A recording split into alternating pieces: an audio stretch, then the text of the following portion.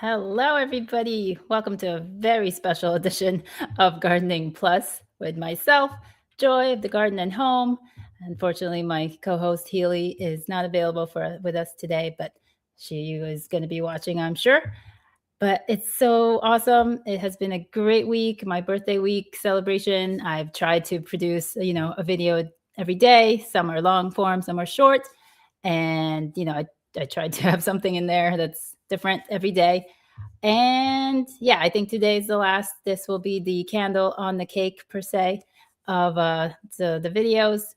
Trying to get out of the house tomorrow and not be in the garden so much. And as far as the weather, it's still chilly. It got chilly. It was nice, and now it's chilly again. According to Robin in Chicagoland, she is also chilly today, but better temps on the way. I also have better temps on the way, but they're going to be rainy for the whole week. So, and it's also our spring break, so that sucks. You get all this break time, and you can't even be outside so much. All right. Without further ado, I will be bringing up our special guest, the Kamakura Gardener from way over in Japan. It is 10 a.m. where he is right now. Here we are. Hi, Robert. How are you? How are you? Good, good. And who is this? Like, I don't know. Who do you Yeah, we're have? just back from our morning walk. This is Haru-chan. It's a Boston Terrier, correct? Yes. Yeah.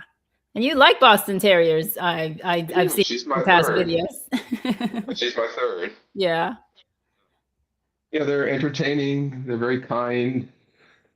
Sometimes slightly selfish. Yeah. And yeah, they're good for meeting people. When I'm out walking, people want to say hello to her, and yeah, she's very friendly. Yeah. I think dogs are the number one way to be sociable. If not two is maybe kids. But dogs definitely are number one. So, how are you? How is Japan treating you right now? Good. I'm just recovering. Had an hour, slightly more than an hour long commute. Oh, something's going on. Back from Tokyo. Mm-hmm. Um, I just finished an 11-hour, no, a 9-hour overnight shift from 11 p.m. to 8 a.m. Wow. Yeah.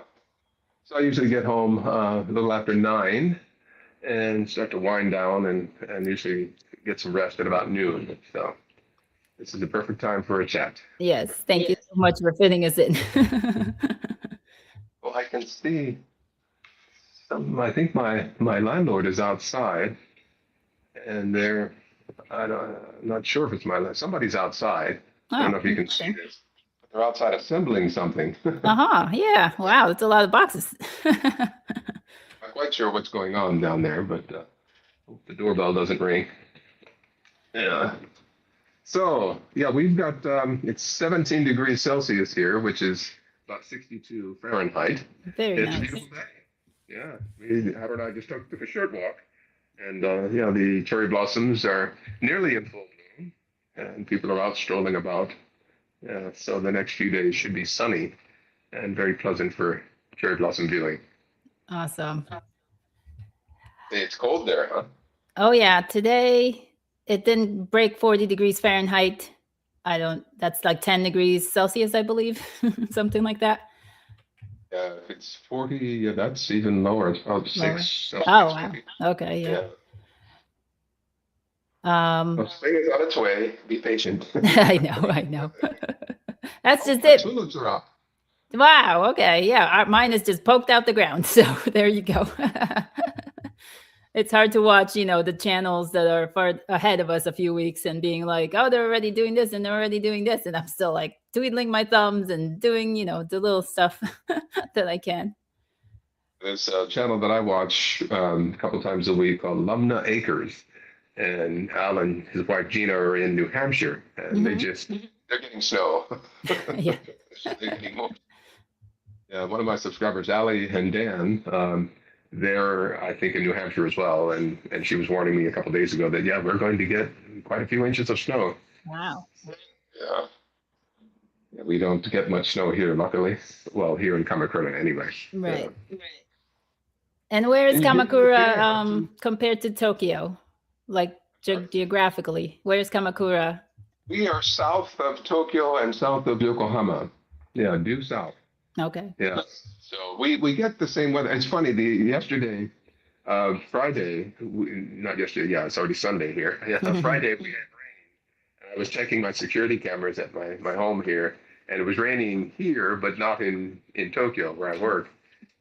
And yeah, then when I was going home, it was dry here, but still raining in Tokyo. Right.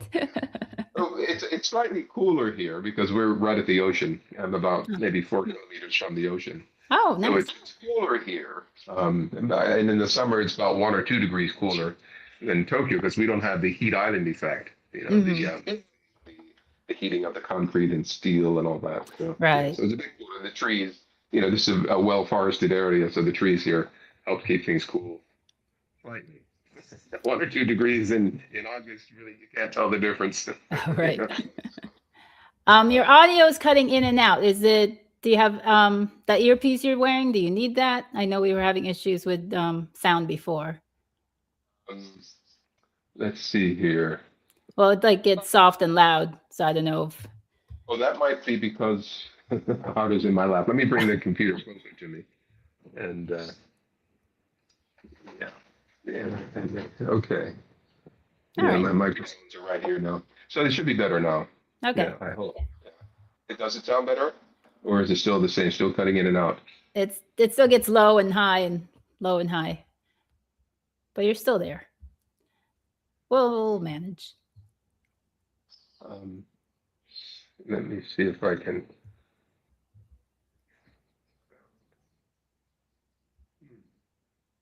Does anybody in the chat have any suggestions?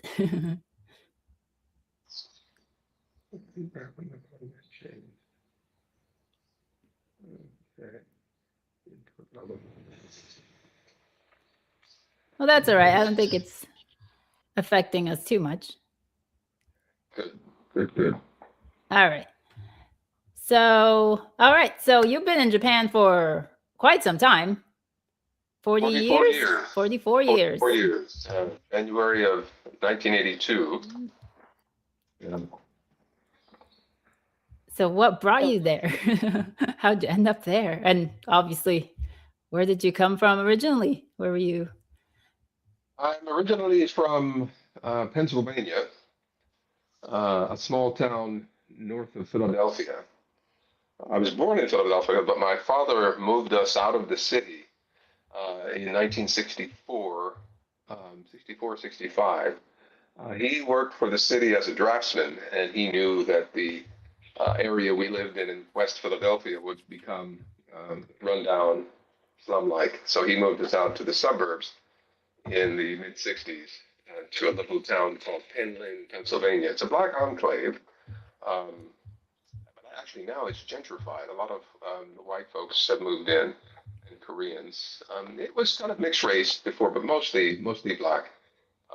One of my neighbors, she was from Japan. Vista Jones, her husband was stationed here in Japan, probably in the late 50s, early 60s. And so they met and married, and he brought her here as a bride. Yeah, this is actually, I've come to Japan 3 times. The first time I was a broadcast journalist in the Air Force. I worked for the Air Force Pacific Broadcasting Squadron. Before that, I was in Portugal, in the Portuguese Azores. Americans say Azores, a group of 9 islands in the middle of the Atlantic Ocean. And before that, I was in southern Turkey during the Iran hostage crisis, 47 years ago. Yeah, I was just talking with one of my editors. Turns out he was an NHK correspondent in Tehran, the capital of Iran, in 2005 to 2008, I believe. So I was there, 25 years earlier. Yeah, 79, 80. And then I left around 85 and I went to Hawaii and worked there for 2 years. And then ABC News asked me to come back to be their Tokyo correspondent in 1987, the week that the stock market crashed, the 87 stock market crashed. Black Monday was when it crashed, and I arrived on a Friday. New York wanted a report right away. So with my luggage sitting outside in the hallway, I went into the bureau and cranked out a story about the market crash. And then I left. I went back to the States in 2000 after having been an anchor for Bloomberg Television in Tokyo, and yeah, I just got a little tired of what I was doing. I was making good money, but I wanted to challenge myself and do something else. So I went back to Philadelphia and worked at an NPR affiliate, WHYY in Philadelphia, as a general assignments reporter. And I was also the substitute anchor for Morning Edition. And that was a lot of fun, a lot of fun. And I also hosted All Things Considered sometimes in the afternoons. And then after 2 years, I moved out to Portland, Oregon, and worked at a small radio station there as a news director. It was sort of a leftist radio station, very liberal, very leftist. And that was a lot of fun. And I was there for about 2 years. And then I went to become an assistant general manager and program director at a radio station in Bellevue, Washington, which is in the suburbs of Seattle. And I took care of the radio operations there and the hiring and training of volunteers and things like that. So, yeah. And then my old boss at the Tokyo Broadcasting System, TBS, Channel 6 here in Tokyo, he called and asked if I could come back and just fill in for him. I had been working there since 1984, on and off, and someone who had took over for me wasn't quite very dependable, got fired, and my boss, he needed a break from having to work every day of the week for too long. So he asked me to come back for a little while. So I did. And it was nice to be back in Tokyo after about 5.5 years. And I also, I came back to Seattle, and he called me again saying, "Can you come back to help me out?" So I did. I said, "Listen, why don't I just move back to Tokyo?" Which I did. Went to the Japanese embassy and got my visa in like 2 weeks. And, yeah, it was very quick. And in the meantime, I got hired at NHK. So I was working at 2 television stations, TBS Channel 6 and NHK Channel 1. And that was a lot of fun. So actually, this is my 20th year at NHK. Wow. The TBS job ended in 2009. Yeah, I've been at NHK now for 20 years. Time flies. Congrats. And then that's just a small amount of what I've done. That's a lot. What brought on that traveling bug? Like, I know you go where the work is, but a lot of people, they like to stay in one place and they get comfortable. When I was a child, I wanted to become a war correspondent, but there were no wars. Okay. Okay. Instead, and at least I can say I was a Cold War warrior. When the United States and the Soviet Union were not at each other's throats, but posturing a lot. Right. But yeah, it was. I grew up in the '60s and came of age in the late '70s, and back then there was a lot of war movies and TV shows, Hogan's Heroes, MASH, and things like that. So right. yeah, I had a bug. My father was in the Korean War. My grandfather his father was in World War II. He was a jet engine mechanic. And, my father was stationed in Germany. He didn't go to Korea, but he was stationed in Germany, helping with the rebuilding of Germany after World War II. And my elder brother went into the Air Force after I left, or about the time I was leaving. I left the Air Force in 1983 and stayed on in Japan and went to work for TBS. Yeah. Who you talking to? Wow, that is quite a history.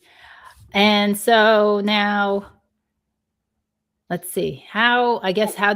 One thing. For anyone who may have not seen it yet, if you go on YouTube and go to the channel called Black Experience Japan, you'll find an episode of the host, Renzo is his name, interviewing me about my life in Japan. That was done back in, I think, 2018. Yeah, 6 years ago. I saw that. And yeah, you can hear more about my overseas experience there. I think you want to get down. Okay, go. There you go. Wave goodbye to everybody. Bye, Haru. What'd you do that for? It's comfortable. Yeah. Well, so now tell us how you ended up on YouTube. How did your channel come to be? Well, I signed up for YouTube in 2013 and didn't do anything with the channel. To be honest, I never thought I would do anything on YouTube. And then, when the COVID mess came about, in the spring of 2020, I was also teaching. I had been a university professor teaching journalism and journalism ethics at Temple University, Japan. I had gone to Temple University in Philadelphia out of high school and left to join the Air Force, where I went to the Defense Information School of Journalism and Public Affairs to further study journalism there. I started in journalism when I was 16 years old in high school. And when I was 17, I got my FCC, Federal Communications Commission's license. That gave me the legal ability to actually touch the controls at radio stations.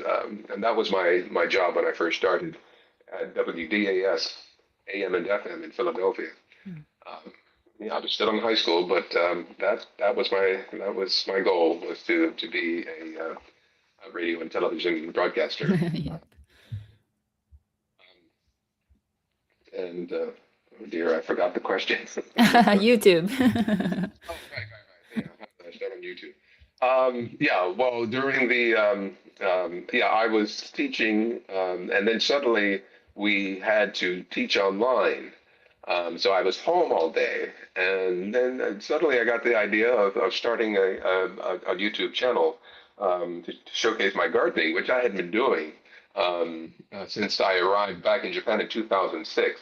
Prior to that, I had done no gardening at all. I grew up gardening in the small town Penland, Pennsylvania. My neighbor across the street, Mrs. Daisy Cotton, would ask me to help her weeding and planting strawberries and things like that, and squash and stuff like that.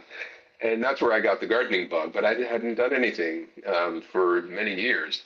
And then when I moved back to Japan, I was living in Tokyo at the time on the sixth floor of a brand new apartment building. And I had plenty of space on my balcony. So I started doing container gardening on my balcony. And then about a year and a half later, I got tired of Tokyo and moved out here to Kamakura to a house and had plenty of space to garden with. So I started my gardening. I took lots of pictures, but I didn't take many video. Actually, my first I put two videos up. My first two videos, and I think was in 2017 or 18. I forget exactly when. But yeah, when I suddenly had more time at home during the COVID thing, and teaching online, I decided to start a channel. And that was about the time that I quit drinking alcohol. Yeah, because when I was home, I'll be honest, I was home all day. I look over there and there's a bottle of whiskey, and I used to love whiskey, and Jameson's Irish whiskey and whatnot, and I was drinking too much. And so I just, what was it, May 30th, 2020 was the last time I had a drink. And so April 1st I've been clean for 6 years, come next Wednesday. I just cooked cold turkey and haven't had a drink since, and I don't miss it whatsoever. It was becoming dangerous. The amount I was drinking, I looked in my trash, and there's so many bottles there, and I said, no, this has to stop. So I stopped. And gardening was my catharsis, and it helped me to refocus and have things to do. Amazing life change. Thank you, Sean.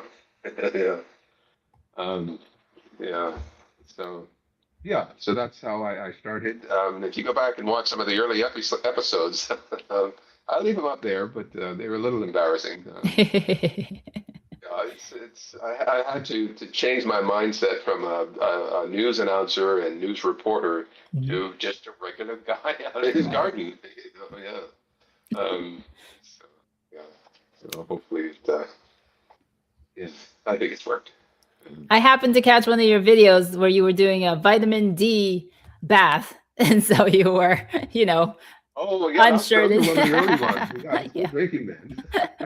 Yeah, and it was in the winter time, and it was a beautiful day, so I just took off my shirt and was sitting. I used to do that. Yeah, 'cause it was so private. I was up on a hill and nobody could really see me up there. Mhm. Yeah, and yeah, actually, still I take vitamin C, yeah, especially with vitamin with K3, K2, K3, I think it is. Yeah. Um, and with calcium, I take a lot of supplements, a lot of supplements. Yeah, it's because a lot of the food we eat don't have the nutrition that it used to have when Right. I was growing up. Yeah, yeah. And I'm 66 years old today, and it's just kind of hard to believe. But yeah, the food. Back when I was growing up, the bananas had seeds in them. Right. Yes. I remember Yeah, they don't have that. seeds now. Yeah, and you would bite into a tomato, and it would, you'd have to pucker up. It would be so tangy, but it was delicious. Right. Watermelons had seeds in them. Right. We'd have seed spitting contests, and actually, I eat the seeds. They're very nutritious. You just have to get used to the crunch. Hmm. Yeah, it's yeah. Yeah, I went on a health kick by, getting vitamin D, especially in the wintertime is when we really need it.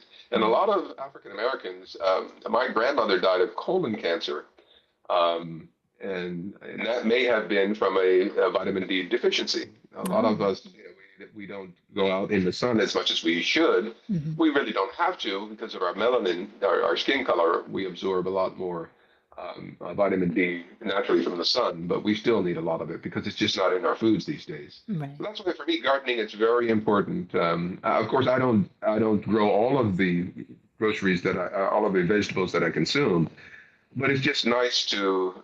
I still have a lot of things in the freezer from last year. Butternut squash. I have a whole butternut squash that I haven't used yet. I think I may give one away to my neighbor.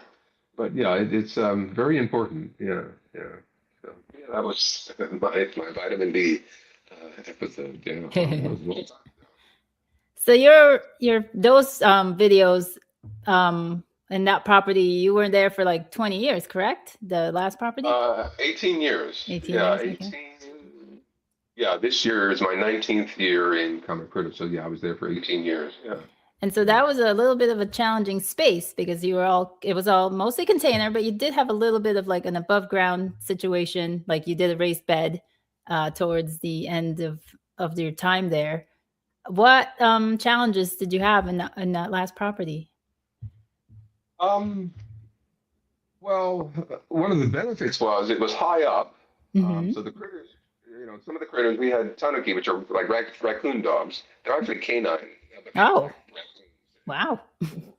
So they couldn't get to them, but the squirrels could and the birds could. Um, but the orientation um, was due east, so I would get the sunrise in the morning, and then it would go over top of the house to the west. About in the summertime, about 1 or 2 in the afternoon. So that was nice, the orientation towards the sun was nice. But it was, I think I may have more space here because I have a south garden and out front I have a north garden. So I have more space. Um, but I'm noticing now, I'm taking a good look at the sun orientation. And I'm facing due east now, and the sun rises here, goes west, so I get plenty of sunlight during the day here. Um, so yeah, I'm curious to see how the garden is going to be. It's life in the garden, and so happy yours has been restored through the garden. I enjoy watching your videos. Thank you, thank you, Debbie. Um, yeah, I'm curious to see how the sun will affect my plants come summer. So yeah, well, spring and summer. Yeah, but the some of the other challenges. Let's see. Um, Not really challenges. I just would try to come up with ideas, and I would move things. I would build a raised bed here, and then take it apart. And my last year there, I tore it apart and moved it down to the lower level. I had 2 levels because Right. I was on a hill, so I had one up here, and they go down the steps to the other. And So that was quite a feat of putting all the soil in the bags and moving everything down to the lower Right. level. Bigger feet moving stuff over here. But yeah, I like challenges. I love coming up with new ways to do things, and yeah. Let's get a question. Can you speak about how you source your seeds? Um, I go to the local garden center. There's a little mall nearby. It's not like an American mall.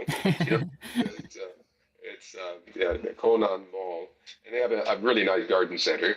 Found a place online. I think I featured them last year, the year before. Yeah, last year. Ukulele.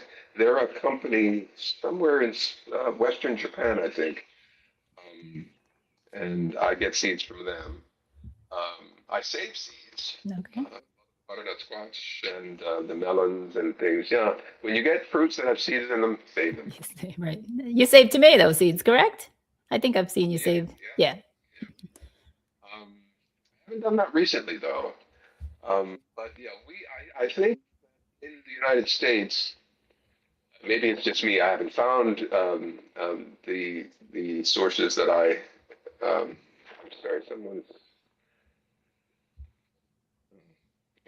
Sorry, I'm watching the camera, my security camera, and someone's going somewhere he shouldn't be going, throwing trash over the fence. Oh, no. They have been some vegetation, hopefully. Right. I'll check later. But yeah, I think in the States you have more opportunity, more varieties, more sources for seeds Right. than we seem to have here. And more, yeah, the more varieties. Oh, gosh, I wish sending seeds, around the world is a bit tough. It's not so bad here. I just need to find more seed sources. There's a company here in Japan, a Japanese company, Sakata Seeds, and I know of them because I see them when I'm driving into Tokyo. On the right-hand side on the highway, they have a factory there. So that's a famous seed company, and a lot of their seeds are sold in stores here. Okay. But yeah, with the Shinsu runner bean seeds, I was with some subscribers, I think last year or the year before. I mean, I think it was last year, and I was showing them around Kamakura, and we passed this shop, and we went in, and I saw these, dried seeds and things, for eating, for cooking, and I should get some of these seeds and see if I can grow them, and I did.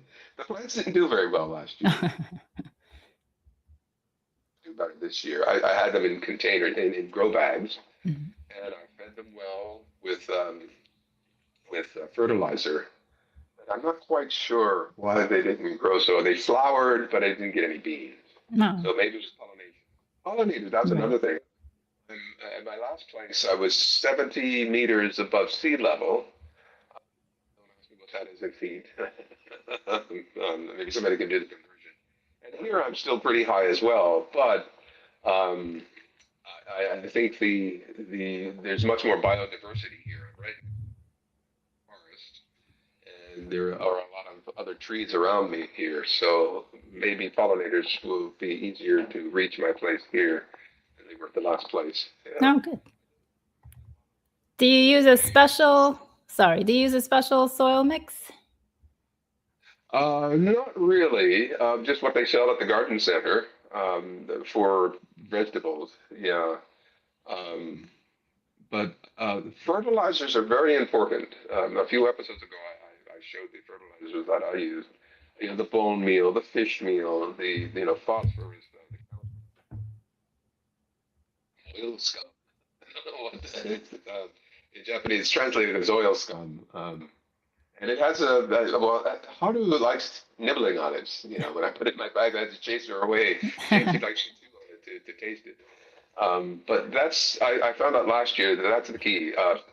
Hand pollination. I take a very fine paintbrush and pollinate everything, especially the squash, um, and fertilize. It's fertilize, fertilize, fertilize. Just, it's what holds the roots together.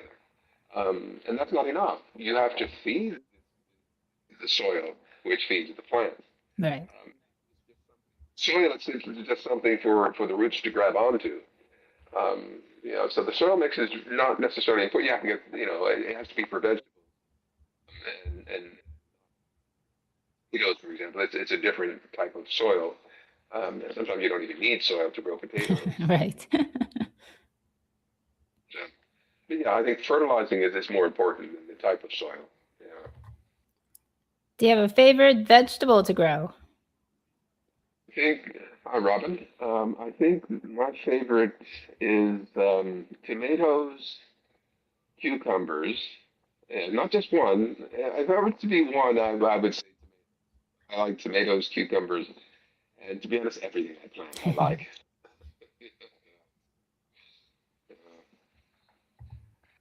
And how many frost-free days do you have in a year? You're about like a zone 8, 9. What do you think?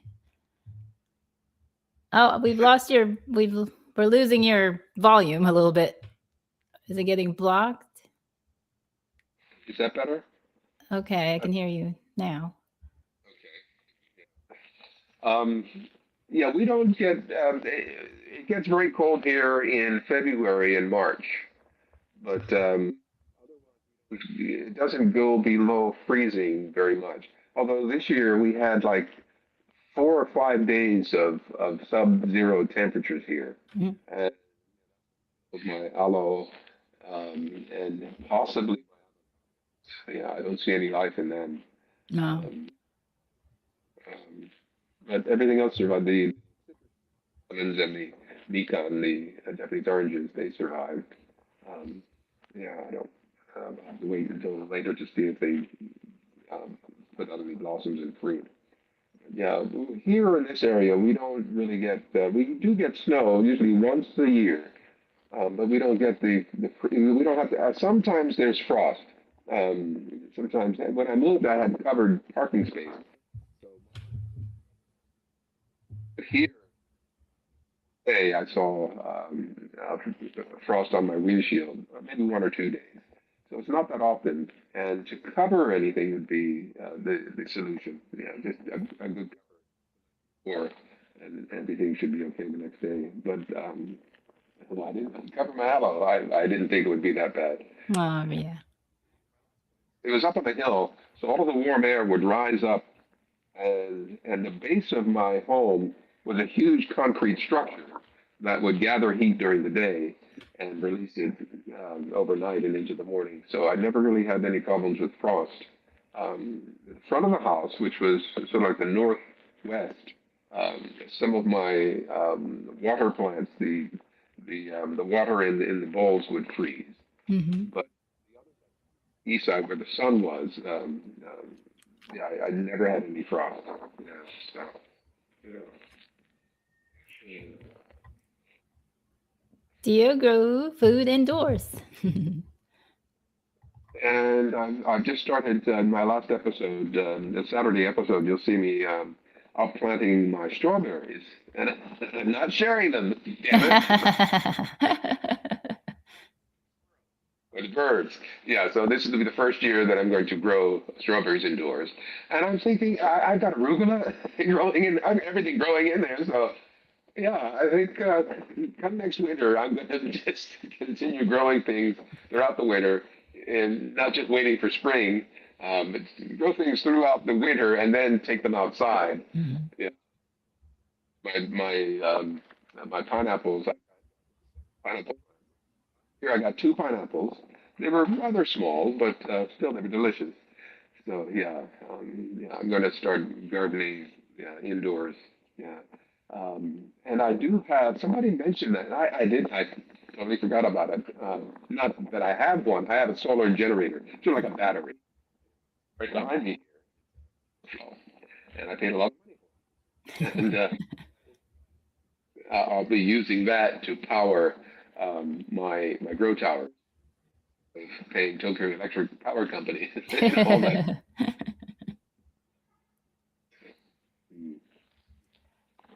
One more from Shawnee. Do you have houseplants you can eat? Edible houseplants. No. Mhm. Oh, well, like I say, arugula, um, out like with other plants. Um, yeah, some herbs and things like that. Yeah, I should. I have had, but not so much in the winter. Usually in the summertime, and I'll have something off and bring it in. Yeah, that's a good idea. Yeah, to have things that I could um, have in the kitchen. My kitchen does get morning sun. Um, although, oh, I haven't mentioned this before, but my hibiscuses have died. I had two Oh, plants to move, and I don't know if they weren't getting much light or what. I thought they were, but both of them died. So I mhm. think it's weird. And the next grow room, you know, yeah, I should. And the gardening can be quite expensive, but it can be, and water as well. Mm. Although water every what is it, 2 or 3 months, I only pay like 20, somewhere in the teens or $20 every so many months. Water's quite cheap. The Okay. electric, um, I go to bed early because I don't watch TV and things like that. So I go to bed shortly after sunset, and I wake up early. So I don't have any lights on, so I don't think my electric bill is affected by the grow lights so much, but it is affected by the use of the ovens because I bake a lot. Where a lot of my electricity bill comes from. Not so much the grow lights, and they're some of the lights I have there are not connected to a fan. Yeah, and I think I'm going to get more of those instead of the ones with the fans in. I really don't need the fan. Mm. If I get open the door, or they have little holes at the top and on the sides of the rotates, so I can open them up.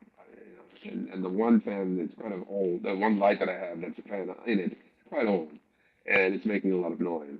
And it's a little embarrassing when you're trying to film. Right. There's no fan whatsoever. And the one that does have a fan is rather quiet, so maybe I just need to buy a new grow light. Yeah. But yeah, it does add to the electricity bill. But there are ways around it. Like I say, using the EcoFlow battery, solar battery system, yeah, instead of plugging it into the wall. Yeah. So yeah, I'll have to experiment with that and see how that works. So I know you are an avid cook as well. Do you feel like have becoming, more garden centric has expanded your cooking? you know? But to do things with things like eggplants and butternut squash and everything, yeah. And there's so many good channels on YouTube. Laura in the Kitchen, Preppy Cooking, I think it's called. There's so many good channels. And some that are not even necessarily in English. They can Mhm. be all in German. You just see their hands in the food. Great. And I follow them too. And YouTube, I mean, politically speaking, I mean, a lot of the censorship and things like that. But for cooking, for gardening, learning how to make something or do something, it's a wonderful, wonderful resource. Yeah, I remember your yummy cookies. Thank you, recipe. You're welcome. Yeah, I mean, and so once you get the hang of it, I could go downstairs right now. Actually, I will need to because I've run out of cookies. right. Um, Debbie says, I love the outdoor structures you're building to protect your garden from the sharecroppers. um, it's you could I could make a batch of cookies in less than an hour from start to finish. Yeah, yeah. The structures outdoors. Yeah, I'm going to really keep those squirrels and whatever birds and stuff away um, from my plants. I'm thinking where to put what. Um, they won't necessarily. I don't think they'll eat the squash and pumpkins and things because they can't bite into them. Mhm. Uh, Sex for those. But the leafy stuff will be in that new structure that I just put together. I will cover it with netting. And I just bought a needle with a wide eye, and I'm going to use that to sew the netting together. Yeah, and out in the north garden, I have the vinyl low greenhouse thing with the doors on front, the openings on front. So I'll put some things in there. I'm still having to decide where to put what. I'm going to use a netting trellis for the beans, the runner beans and the velvet beans and the cucumbers. So they'll ride up a trellis that I'll attach to my upper balcony here, stretch it down to the ground. Yeah. Yeah, that was something very unique that you do is going up your balcony and dropping your trellis down to the ground level. That was always cool. I just these ideas, and I don't necessarily have to buy a whole lot of special things, like wires to help attach it, and I'll scrounge something if I find something, oh, this will work, I'll use it too much money. Luckily now, though, as my channel has grown somewhat, a little over 14,000 subscribers, it's starting to pay for itself. Um, and then I have the wonderful folks, who support my channel itself, and then other people, they're the TKG helpers and supporters, and then there's the Patreon. Um, yeah, Joy, you should start a Patreon channel. It's this early subscriber who suggested that I start the Patreon. His name is Jason. He was the first. I mean, you see the credits at the end of my videos. You'll see his name first. And there are two other brothers, the Kitchen brothers. They knew me from a video game that I did a voice for, Shenmue. I think it's called Shenmue or something like that. And they remembered me having done the voice. And we were talking before starting the live broadcast about anime. Yes. I did a voice for it. So yeah, they remembered me, and they brought some of their friends, anime friends, over to my channel, and yeah, it's quite nice. I really enjoy the support for people like that. Yeah, I just got a flood of about 5 or 6 new subscribers in the last couple of weeks, or last couple no, since the start of the year. So, yeah. Yes.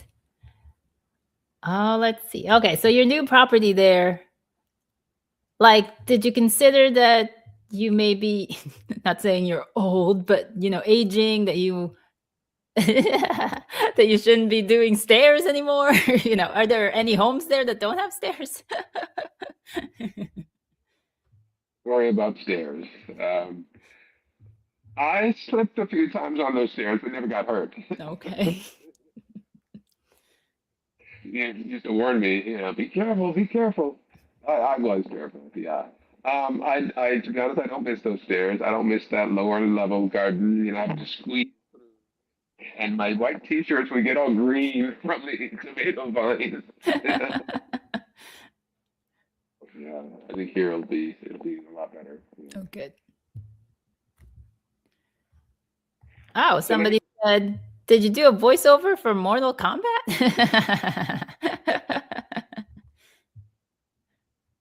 I used to do voiceover work for TV commercials Mm.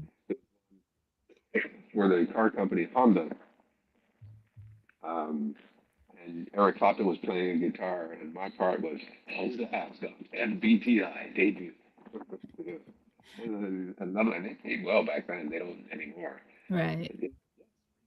I got a few $1,000s just to say yes, Rico. He's cool. Yeah, I don't know if you've ever seen the movie Lost in Translation with Bill Murray. Long time ago. One of my jobs, I was a correspondent, I was a news announcer on Japanese television. English, I spoke in English, I announced in English. But yeah, I've had many different kinds of jobs here. Japan has been it's very good to me. A question here. How does Japan compare with affordability? Well, now, obviously, versus back then. The yen is so weak, um, so things cost more, and a lot of things are imported. Travel costs more. When the yen is strong, it's cheap to travel overseas and buy things from overseas. But if you're a professional, some people come here to teach English, and to be honest, it doesn't pay well. It's a foot in the door. It gets you. It gives you a roof over your head, not a very big roof or a lot of space. But yeah, I lease my cars, and I just got a new one, and I rotate them every 3 years. And funny thing was, this it's a sort of a high-end luxury car. It's a Toyota Crown, which was like the one of the top level until the Lexus came along. The Toyota Crown was like the very top level of Toyota, which they weren't selling in the States, but now they are. It's called a Signia in the United States. And funny thing, it's cheaper than my previous car, which was an SUV, Corolla, Corolla Cross. It was a crossover hybrid SUV. So it's slightly cheaper, which is odd. The cost of living here in Japan, I live comfortably here. Thank goodness I don't have any children. Right. And I don't have to buy her clothes. She does. I buy her some clothes, at least once or twice a year. But yeah, Japan is it's quite affordable. It's some things are expensive and some things are not. The wonderful thing about Japan is the quality of things are really good. Um, the food, the housing is pretty much small, but it's um, it's comfortable. And you're if you're um, yeah, you'll make more money than I make. Tired. I don't work 40 hours a week. I make, and I still live quite comfortably. Yeah. Any good tips for starting tomatoes and peppers? Start now. Right. um, yeah, peppers are a little tricky. Go as quickly as, but when you're starting, up pot and up pot, at least find a seed tray, and then when they get their true leaves, up pot them, maybe even one more time before you put them outside, and start a lot of them because some of them aren't going to make. So and as much as you can handle, and keep them watered. Especially when they're young, and when you put them outside. Some people will when they grow out of the what do you call that? Not sprouts, suckers. Some people some people say don't do. I didn't last year, and my plants went wild. Um, but I think this year I'm going to let them grow wild again. Oh, Actually, I did. Let me think back. Yeah, early on I pinched off some suckers, but and that helped them grow um, a lot. Yeah, and then again I was on that in that small space in the little garden, and it's so cramped. I think here I'm going to grow them probably covered so that the birds don't get to them and the squirrels. But I'm not going to let them get so tall. I'm going to keep them short. What I may do though is have them grow up a pole and then across the roof of that new structure that I just put together, and have them hang down. Have the vines start hanging down, so they'll grow up the sides. They'll grow up the sides of the outdoor what do you call it net cage or whatever, and then up to the top, up to the roof, and then back down again. So I can just go in and pluck them. Yeah, we'll see. right. And heat, if you're in an area like me, zone 6, they need that initial heat. So a heat mat or a radiator or a sunny window. For germination, yeah. And once they germinate, they don't need the heat mat anymore. Right, right.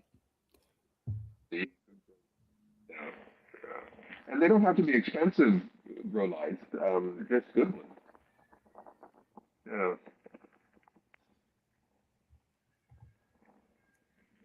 Any plants that grow exclusively in Japan? You know, things like wasabi. You know, when you eat sushi, you Yeah. have that radish. Well, actually, some of it is not really wasabi; it's horseradish. Right. They are grown in very clean mountain stream fed waters. But that's about the only thing I can think of. Plants will grow anywhere. Yeah. Plants, yeah, things that, a lot of things that the Japanese eat came from somewhere else. Um, but if you get some seeds from Japan or like like Japanese citrus or anything, they'll grow almost anywhere as long as the conditions are right. Mm. I mean, in upstate New York where you are, Joy, you just have to wait until June, July, and August, because by the end of August, I guess you'll start I guess your leaves start turning, right? Right. But as long as you start early, get your starts done, and you get them out in June or earlier if you can.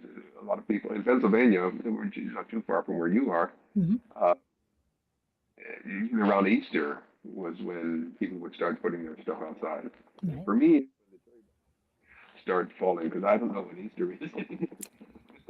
I don't things that St. Patrick's Day. Well, what's that Irish holiday? Right.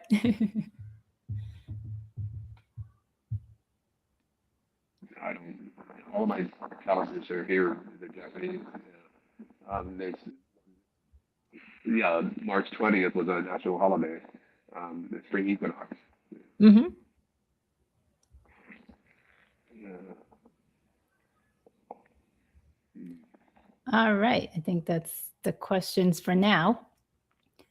Did I have any other ones? Let's see. I know you like to go out on your walks with Haru and you get to meet quite a few people and you exchange information. How do you love that? Um, Especially in the summertime. And sometimes I'll pull out my camera and record our conversation and feature them. And I've made some nice friends that way. Um, yeah, it's a lot of fun. It's a lot of fun. There's a lot. It's a tourism boom here in Japan recently, last year and this year. I'm just reading an article. There's a record number of foreigners living in Japan. Oh, Um, Are from China, and second most is from Vietnam, oddly enough. A lot of um, uh, laborers and other skilled workers come from these countries. Uh, third. The United States is only about maybe 16,000. I forget exactly, but it's not in the tens or hundreds of thousands like the others. But, yeah, it's a lot of fun. Just yesterday, Howard and I were out walking, and I saw a woman, obviously from Europe, and her phone. She had a map out on her phone, and I said, "Well, where are you trying to go? This way." And so, yeah, I meet a lot of people that way. You know, and I meet tourists from Italy, and I'm sure they're. Why does this guy have a dog with him? Do you think you're gonna? Yeah. Yeah, it's fun meeting people. I met a black woman and her son. They were from the Netherlands, but originally, what is it? Um, uh, oh God, what is those islands just off of Venezuela? Turcos and something. Turcos and something. It used to be a Dutch colony, Dutch colony in Turks the and Caribbean. Caicos is the only. Is that it? Where they were originally from, but No. they settled. I don't know how long they've been in the Netherlands, but they can probably go back and forth because they're basically Netherlands citizens, Dutch citizens. Right. Um, my friend Hendrik, my neighbor, he's originally Dutch, well, from the Netherlands. Yeah, and so I took him to the house. Yeah. Oh yeah, Risa. Risa, how are you? Yeah, yeah. She came with her sister, her daughter, Oh, I saw that. to the house as well. It was a lot of fun. Thank you so much. It's Good. fun to meet, and I didn't know that I didn't know she was a black woman. I thought it was our white, and I told her, I said, I thought you were a white guy. Or male, or white, black, Asian, whatever. I mean, it doesn't matter, but it was fun figuring that out. Yeah. It's so much fun. That's great. So, how do you feel? Do you think it's easy then to live, to emigrate to Japan and start living there as long as you have, a job, I guess, to be there for? And what you're going to do when you get here. Getting used to it, it took me about 2 years to be comfortable to learn basic language. My first 2 years, I would go. My friends would invite me out to parties, and then I would just be sitting and listening and watching, which was important to see how people communicate with each other and to hear certain words and phrases and things. But the Japanese people are very kind and they can be very helpful. Some can be very shy, but there's very little crime, especially out here. You'll see fights and things like that. People get drunk and act stupid. But generally speaking, it's a very civilized and very civil place to be. People can be very, if you're lost, people can be very kind. Um, if you lose something, most oftentimes you go to the police station or the police box. It may have been returned there. I've lost my wallet a couple times, forgot it places, and it's always been returned. Nobody comes to bother my house or my car or anything like that. That is why I'm going to stay. I'm a permanent resident now. I've been for almost 10 years now. And yeah, I just don't have to worry about my physical safety or my property safety. Um, and I've made a lot of friends here with my morning walks. Um, and once I invited a group over to my house for a New Year's Eve party. That was fun. Some of them invited me to their homes. Well, the Japanese don't do that much. Um, it depends on the relationship, but they don't just willy nilly invite people over to their house. Um, that's they may have a party, bunch of people, but Japanese. A lot of the people that I walk with on my morning walks, they know each other, but they may have never been to each other's homes. They do things,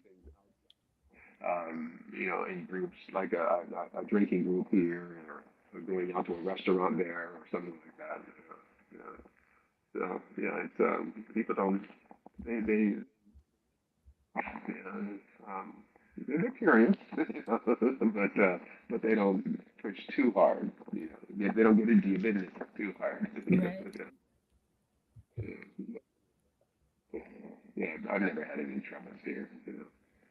Or sometimes there's misunderstanding communications and things like that. Yeah, one of my subs just sent me a message. Happy Saturday, Robert and Hunter. And you have a lot of festivals. I see you go to festivals quite a bit. There's a lot of cultural activities. Still Japanese. Yeah. I don't know about where you are. I mean, is Fourth of July still a big thing? You have festivals that you can go to, music festivals and things. Not very many. Maybe the German one, the German Fest, maybe the Italian one, but it's not really that common around here. Yeah, when I was roller skating, you know, the churches would have, cookouts, trying to get converts. Right. I mean, back to the States, to my hometown, back in 2000, I didn't hear kids outside playing. Occasionally you hear a basketball being dribbled, but when I was a kid, we were out from morning until evening. Right. We were at what we call the school field. It was an old school. Um, the school building was gone, but the playground was still there. there was a baseball field, and we could play football up there, and the basketball court and benches and things. It was it's sort of like here, a lot of trees and woods and things, a lot of forests. But I didn't see kids out playing. We would take our bikes and things and be out all day long, especially in the summertime when school was out. Yeah, I do see that here. It's kind of nice. You do see kids out playing and people out enjoying nature and whatnot. But the summer festivals, when you're here for a long time, they become a little bit passe. Okay. There's too many people. Viewing cherry blossoms out here is really nice, and it's packed there. It's really. Yeah, there's a cherry blossom that I know of in New Jersey, which is the next state down from New York. There's an area called in Belleville that I remember as a child being a special time with the cherry blossoms, and there would be Asians in the park also at that time, liking that. So, but I haven't been there. But we have, like I guess the Bronx Botanical Gardens, they have a lot of cherry blossoms around. So I think people would go there for that. But I guess where I'm at is just too many, just people going to work, and the roads are really fast. So kids can't be on the roads because it's very dangerous. I'm sorry, repeat. I'm sorry, say again. Suburban area. Right. But it's not like a community of just like little streets. It's very much like a pass through street, and it's spaced out enough. So you pretty much have to drive everywhere. It's very hard to walk. Like, it's not a walking type of neighborhood.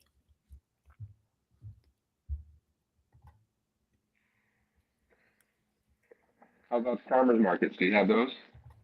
There's at least two in this area, yeah. But they get pricey. They're like taking advantage of the city people earners. So I feel like, I mean, yes, we can afford it, but at the same time, it's like, I don't want to spend extra money. So luckily I can grow my own stuff.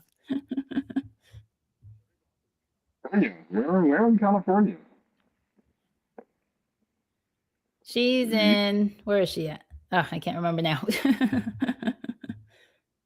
She's in the thick of it, from what I remember. Healy is, she's in the thick of Southern California. Wow. Are you near the botanical gardens, New York Botanical Gardens? I'm about 40 minutes drive, to that area, and the Bronx Zoo and everything. Like an hour from the city itself. So yeah, Play Journal is a neighbor per se.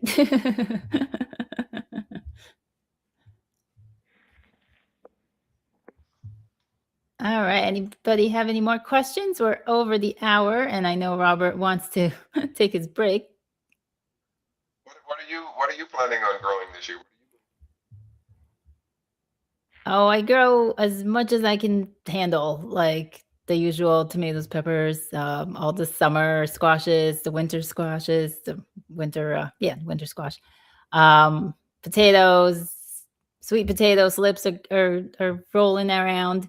I've got assortment of flowers. I just did some winter sowing earlier today. So I've got like poppies and snapdragons, sweet peas. Also, what's new? Jicama. Jicama is new to me this year, and only 2 of the 6 came up, or they're struggling to come up. So I might not even get any jicama to begin with. But jicama, I remember eating it as a child and enjoying it. So I'm looking forward to hopefully have it in the fall. What else? Beans and peas. Peas have gone in. I'm gonna do a succession of peas. I've got succession of lettuce rolling through. So yeah, I like to have a variety. I don't like to eat the same thing over and over and over. So I like to have a variety of everything so that I can pick and choose what to eat any given time. Oh, my favorite fruit that's easy to grow is the ground cherries, or husk cherry. is what they call it. Yeah, I don't know why some people don't like it, but I find it very tasty and easy to grow. And it will self-seed, but I like to just grow it on my own terms. And so that's one I will never stop growing. And garlic, I always grow garlic. Onions I'm having trouble with, but I'm still gonna always try onions as well. You have help in the garden, right? No, not really. I mean, I wouldn't consider it help yet. Yeah. Yeah, you should make it fun for your daughter. Maybe your son is too old for that, but yeah. He has his own interests at the moment, but he comes around once in a while and is interested in what is that and what is that.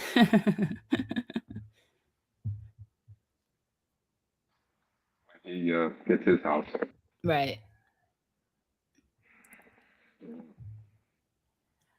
Well, all right. If you have anything else to share, I'm okay with closing out. Yeah. Thank you. Yeah, this is a nice change of pace. Yeah.